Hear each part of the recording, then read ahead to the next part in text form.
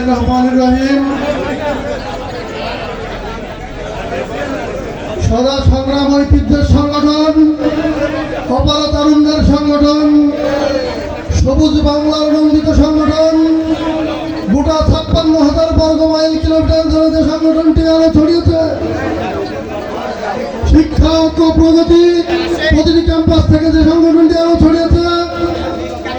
তারুণ্যের উচ্ছ্বাস, শৈশবের ভালোবাসা, কৈশোরের দেহ প্রদান, শহীদ প্রেসিডেন্ট জিয়াউর রহমানের অরুণ পথের তরুণ দল, বাংলাদেশ জাতীয়তাবাদী ছাত্র দল, রামপাল উপজেলা শাখার পক্ষ থেকে আজকের হিন্দু বৌদ্ধ খ্রিস্টান কল্যাণ ঐক্য ফ্রন্টের আয়োজিত প্রতিবাদ সমাবেশে উপস্থিত আমার প্রাণপ্রিয়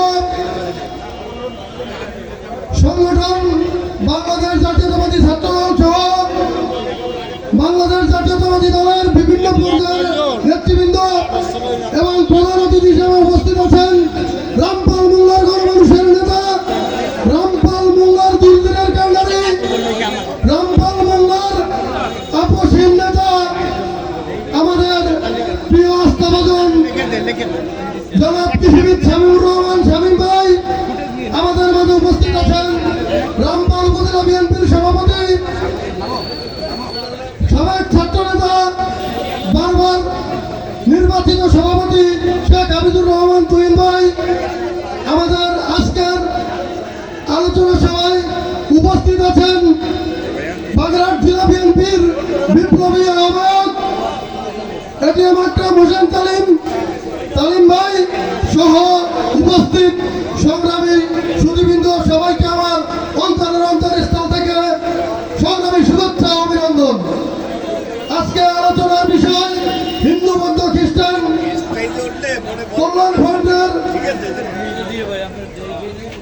উপর কোন নির্যাতন হলে আমরা বিএনপি সহ অঙ্গ সহযোগী সংগঠন রামপাল মোংলাবাসী তা প্রতিহত করব, এই আশা রেখে সবাইকে ধন্যবাদ জানিয়ে আমি আমার সংক্ষিপ্ত বক্তব্য এখানে শেষ করছি। বাংলাদেশ জিন্দাবাদ, বাংলাদেশ জাতীয়তাবাদী ছাত্র দল জিন্দাবাদ, শহীদ জিয়া অমর হক, খালেদা জিয়া জিন্দাবাদ, শহীদ প্রেসিডেন্ট জিয়াউর রহমানের আদর্শ আমরা বুকে লালন করব। তারেক রহমান বীরের বেশে আরো ফিরে বাংলাদেশে, এই আশাবাদ ব্যক্ত করে আমি আমার সংক্ষিপ্ত বক্তব্য এখানে শেষ করছি। ধন্যবাদ সকলকে।